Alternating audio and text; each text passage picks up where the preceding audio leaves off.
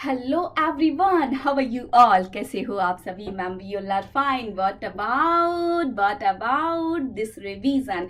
Okay, so इसके बारे में बता देती हूँ। अब हम डिमांड चैप्टर के 2 टॉपिक कंप्लीट कर चुके हैं। आज ये हमारा 3rd टॉपिक स्टार्ट होने वाला है। एक बार और बता देते हैं हम आपको कि अगर डिमांड चैप्टर के वो 2 क्लास नहीं किए तो प्लीज पहले उसको कंप्लीट करो, बाद में ये वाला क्लास देखिएगा। और डीपीपी जरूर कीजिए ऐप से। साक्षर ऐप का लिंक डिस्क्रिप्शन बॉक्स में है, वहां से जाके डेली प्रैक्टिस प्रॉब्लम सॉल्व करते रहिए।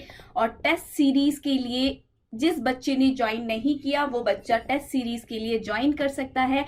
हालांकि काफी सारे बच्चे अब टेस्ट सीरीज में एनरोल कर चुके हैं और हमें बहुत अच्छा फीडबैक मिला। बच्चों ने हमें बताया कि अभी ये टेस्ट सीरीज वाला जो चलन है उन्हें और कहीं देखने को नहीं मिला।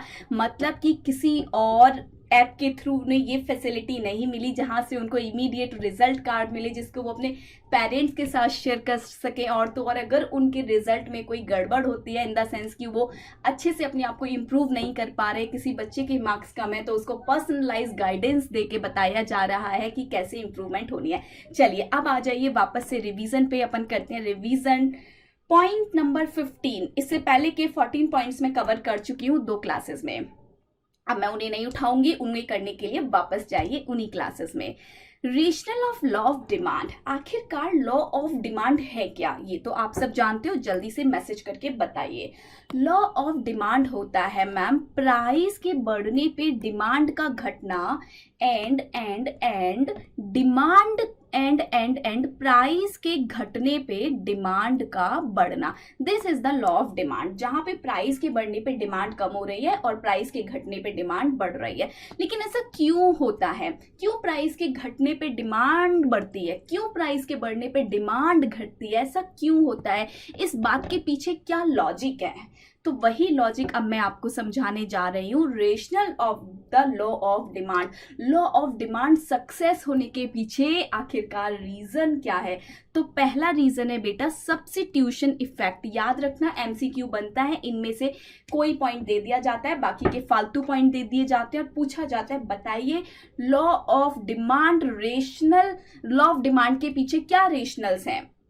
तो पहला रेशनल है बेटा सब्स्टिट्यूट इफेक्ट। सब्स्टिट्यूट इफेक्ट में क्या होता है? सपोज करो बेटा, अगर प्राइस गिर जाए गुड्स का, अगर प्राइस गिर जाए गुड्स का, मैं मान के चल रही हूँ कॉफी सस्ती हो जाती है। अब कॉफी की डिमांड बढ़ेगी, यस, बट क्यों? क्योंकि जो लोग चाय खरीद रहे हैं, चाय महंगी है और कॉफी सस्ती हो गई है, तो चाय के जितने भी खरीदार हैं वो सब कहाँ पे शिफ्ट हो जाएंगे मैम? वो सब कॉफी पे शिफ्ट हो जाएंगे, जिसकी वजह से कॉफी की डिमांड बढ़ गई।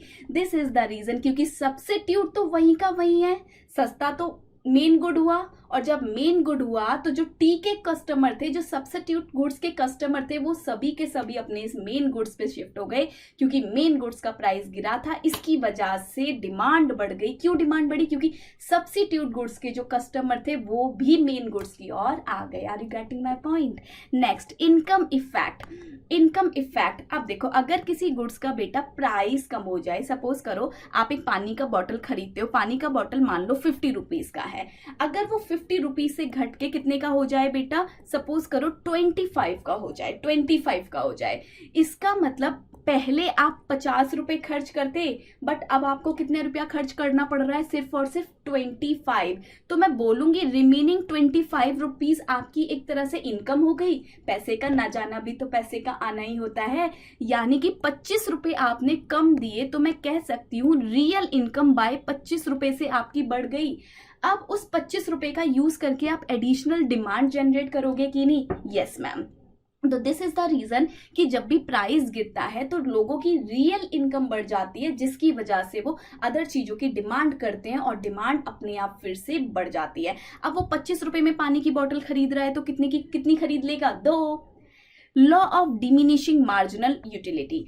इसमें क्या होता है कि जैसे जैसे हम किसी चीज को कंज्यूम करते जाते हैं, हमारा कंजम्पशन करने के बाद एक सेटिस्फेक्शन लेवल होता है वो गिरता चला जाता है। अभी आप एक चपाती खाओगे, आपको बहुत भूख लगी है, बहुत मजा आएगा, फिर 2 खाओगे थोड़ा पेट भरेगा, फिर 3 खाओगे फिर और पेट भरेगा, फिर 4 खाओगे तो शायद खाने का मन भी ना करे, 5th खाओगे शायद नेगेटिव इम्पैक्ट आ जाए। तो धीरे धीरे धीरे धीरे क्या हो रहा है, आपकी जो यूटिलिटी है वो डिमिनिश होती चली जा रही है। और जब हमारी यूटिलिटी डिमिनिशिंग हो जाती है, हम तभी चीजें खरीदते हैं जब हमें वो सस्ती मिलती हैं। एक पर्टिकुलर चीज है, आप उससे सेटिस्फाइड हो, बट आप उस चीज की डिमांड कब करोगे, जब वो चीज आपको सस्ती मिल जाए। तो प्राइस गिरने पे इसीलिए डिमांड बढ़ती है क्योंकि आप उससे ऑलरेडी सेटिस्फाइड हो, लेकिन अगर वो सस्ती मिल रही है तो बेटा आप डिमांड कर रहे हो। अराइवल ऑफ न्यू कंज्यूमर, अगर मार्केट में किसी पर्टिकुलर गुड्स का प्राइस गिर जाए, देखो मुझे रिलेशन यही निकालना है, प्राइस के बढ़ने पे डिमांड क्यों गिर रही है या फिर प्राइस के गिरने पे डिमांड क्यों बढ़ रही है। अब इनके पीछे ये सब रीजंस है। अराइवल ऑफ न्यू कंज्यूमर, देखो अगर प्राइस गिर जाता है बेटा, प्राइस गिर जाता है, अगर कोई गुड सस्ता हो जाता है तो खूब सारे कस्टमर उसको बाय करने आ जाते हैं। रिलायंस जियो का शुरू में जब जियो नेटवर्क आया था तो उस टाइम पे कोई नहीं जाना चाहता था, लेकिन जब वो फ्री हुआ तो उसके पास डिमांड आ गई, कितनी सारी डिमांड आ गई। आपको पता है जब गुड सस्ते होते हैं तो उनकी डिमांड बढ़ती है, और उसका रीजन क्या है कि न्यू कस्टमर्स हैं वो उस गुड से अट्रैक्ट होते हैं और वो अपनी डिमांड बेटा रेज करते हैं। डिफरेंट यूजेस, जिस गुड्स के मोर यूजेस होते हैं और जब वो उसका प्राइस कम हो जाता है तो उसकी डिमांड बढ़ती है क्योंकि उसको हर तरह के यूज में यूज किया जाता है। सपोज करो मिल्क अगर सस्ता हो जाएगा तो आपके मदर स्वीट्स भी बनाएंगे, पनीर भी बनाएंगे, आपके मदर खीर भी बनाएंगे, और ना जाने कितने सारे स्वीट डिश उससे बनाए जा रहे होंगे, घी भी बनाया जा रहा होगा, बटर भी बनाया जा रहा होगा। तो प्राइस गिरने पर मल्टीपल यूजेस होना शुरू हो जाते हैं जिसकी वजह से बेटा डिमांड बढ़ जाती है। तो these all are the rational facts जो कि लॉ ऑफ डिमांड के पीछे काम कर रहे हैं। Now next topic is exception of law of demand. क्या लॉ ऑफ डिमांड हमेशा बना रहता है? लॉ ऑफ डिमांड क्या होता है? प्राइस बढ़ने पे डिमांड घटेगी, प्राइस घटने पे डिमांड बढ़ेगी। क्या ये चीज हमेशा काम करती है? नो मैम, ये चीज हमेशा भी काम नहीं करती। कब कब काम नहीं करती?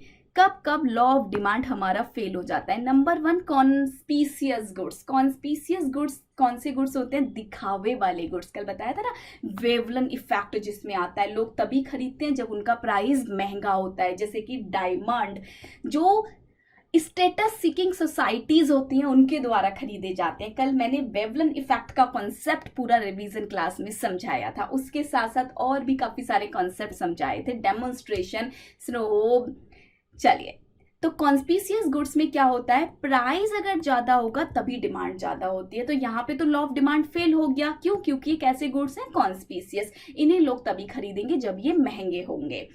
गिफन गुड्स क्या होते हैं बेटा? गिफन गुड्स का हमेशा याद रखना, Giffen goods is not inferior goods, लेकिन गिफन गुड्स का मतलब होता है इंफीरियर गुड्स प्लस साथ ही साथ उनका कोई भी सब्स्टिट्यूट अवेलेबल ना हो।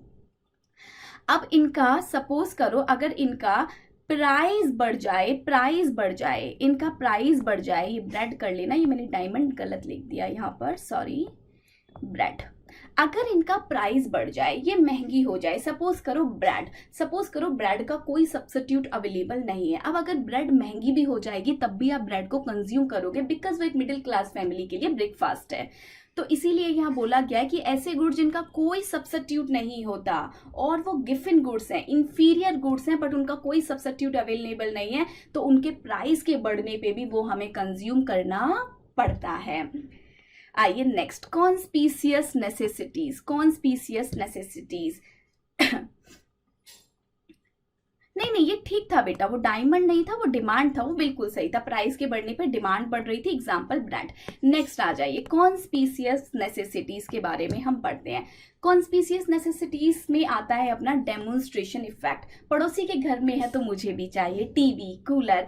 अब इनमें प्राइस बढ़ने पे भी हम डिमांड करेंगे क्योंकि ये कॉन्स्पीशियस नेसेसिटीज है। देखो ये बेसिक नेसेसिटीज नहीं है, ये कॉन्स्पीशियस नेसेसिटीज है क्योंकि ये पड़ोसी के घर में है तो हमें भी चाहिए, इसलिए इनकी प्राइस बढ़ने पे भी डिमांड जारी रहती है। फ्यूचर एक्सपेक्टेशन ऑफ प्राइस, अगर आज के दिन सपोज करो अनियन महंगी है और आपको ऐसा लग रहा है कि फ्यूचर में अनियन और भी महंगी होने वाली है, तो आप आज के दिन महंगे प्राइस पे भी डिमांड ज़्यादा कर रहे हो।